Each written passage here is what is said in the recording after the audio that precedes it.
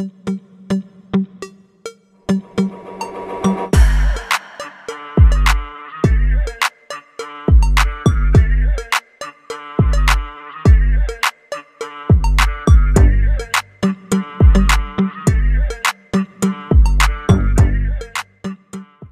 Nesa, selamat kembali ke channel Elvino USTV. Jangan lupa untuk tekan butang subscribe, like video ini supaya Anda tidak ketinggalan dengan semua perkongsian berita yang saya akan kongsikan di dalam channel ini.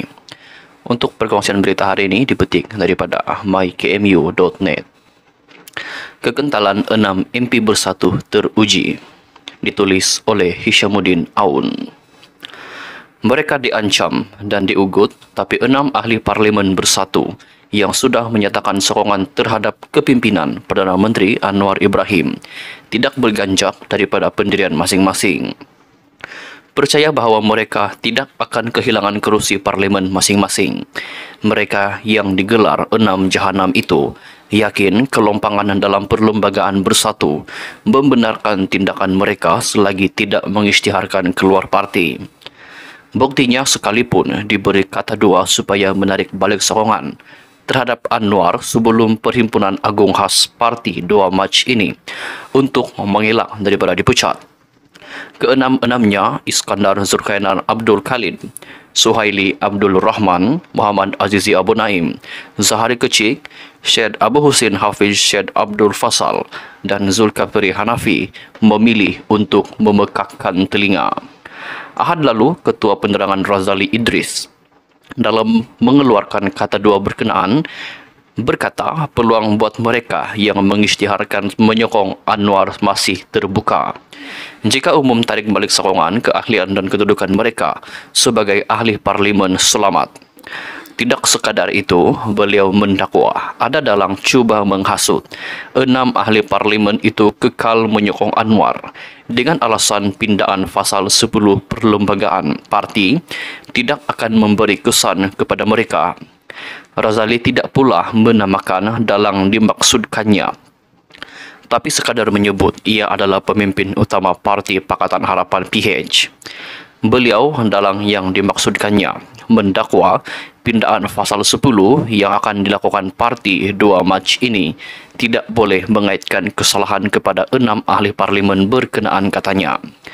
Sedari awal, Menteri di Jabatan Perdana Menteri Bahagian Undang-Undang dan Reformasi Institusi Azalina Othman pada 8 Disember 2023 menyatakan tindakan ahli parlimen berkenaan menyokong Perdana Menteri tidak menyalahi Akta Anti Lompat Parti atau Akta Perlembagaan Pindaan nombor 3. Ini kerana semua ahli parlimen itu hanya menyatakan sokongan tanpa melompat atau keluar daripada parti politik masing-masing. Akta lompat parti itu bermaksud betul-betul lompat parti, sedangkan mereka menyatakan bahawa mereka tidak meninggalkan parti, hanya memberi sokongan. Katanya sambil menambah parti masih berhak mengambil sebarang tindakan akibat pelanggaran disiplin. Bekas Menteri di Jabatan Perdana Menteri Bahagian Parlimen dan Undang-Undang Wan Junaidi Tuanku Jaafar yang membawa usul akta itu tahun lepas dilaporkan turut menjelaskan bahawa tindakan menyatakan sokongan kepada kerajaan tanpa melompat parti tidak melanggar pindaan perlembagaan yang mempunyai peruntukan melarang ahli Dewan Rakyat bertukar parti berkuat kuasa pada 5 Oktober 2022 selepas diluluskan Dewan Rakyat pada 28 Julai tahun yang sama.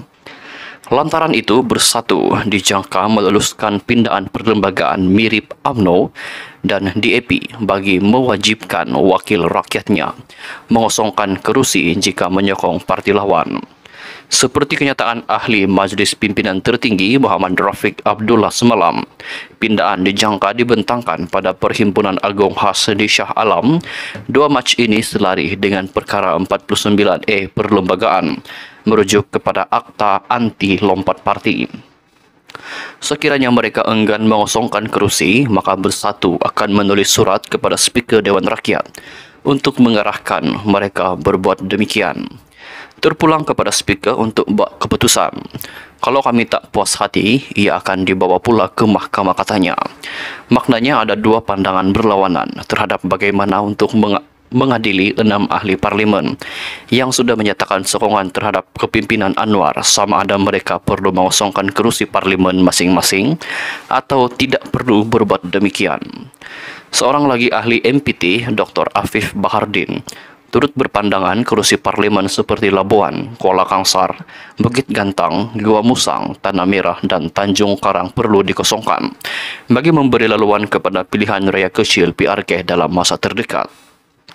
Ke arah itu, katanya, Bersatu akan menggerakkan apa saja kaedah dan bertindak dalam ruang lingkup perundangan serta politik bagi memastikan beberapa kerusi parlimen milik parti itu dikosongkan seperti termaktub dalam Akta Anti Lompat Parti.